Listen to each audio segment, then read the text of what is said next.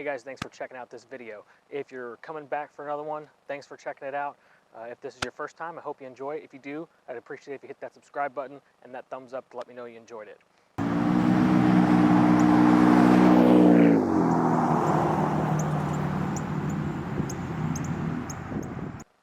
So what we're going to be doing today is I'm going to be giving you guys my long-term review of the ANZO LED headlights.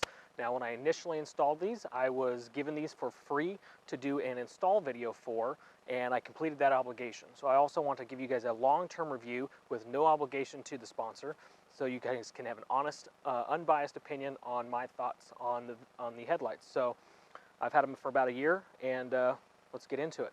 So far over my 1 year with these headlights, the ANZO LED headlights have been pretty good. I'm not at all displeased with them. I love the way they look. They've got that aggressive look with this LED bar that goes around that's supposed to be like similar to the Raptor style. But with the LED bar, it looks good. I've never had any issues with it burning out or it flickering. The LED light is well distributed throughout the plastic translucent bar, so there's not hot spots all the way around it. It's a very smooth light, so I like that. I've had other ones where you could see each LED in the bar, so it didn't look so good, but this one doesn't do that. So it does also have the turn signal switchback function. You'll notice I swapped out to an LED bulb there so that it would match the LED switchback, because when you have an incandescent bulb there, it just doesn't look right because the bulb lights and illuminates and deactivates at a different rate than the LED. It just didn't look right. So LED bulbs for the turn signals to match the switchback.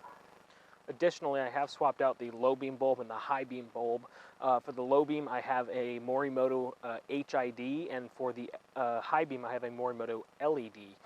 That's because you can't have HIDs for your high beams because of the warm-up period. You can't do the flashing signal to pass or whatever. You can't flash your high beams if you have HIDs. So LEDs down here, HIDs up here.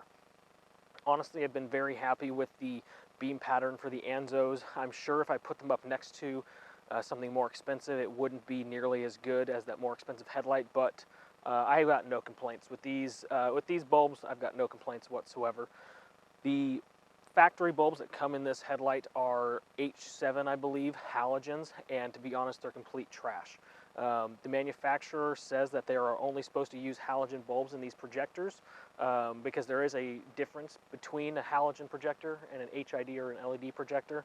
So technically these are halogen projectors, but the halogen bulbs they send you are absolute garbage.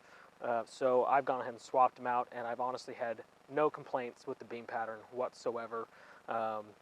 Especially once you aim these, they do really well. Guys, I do want to consider swapping out both the high and low beams for Diode Dynamics LEDs and compare them to the Morimoto LED. If you'd be interested in seeing that kind of comparison, let me know in the comments section down below, and if enough of you guys want to see that, then I can make it happen. One common complaint that I have seen on forums and on Facebook and such is that people will complain of condensation buildup or even water buildup inside these headlights. And I have not had that happen. Perhaps I've just been lucky. One time I did have some condensation buildup down here, but I think that's probably due to me drilling into the headlight cover on the back when I installed these HIDs. That may not be a fault of the headlight.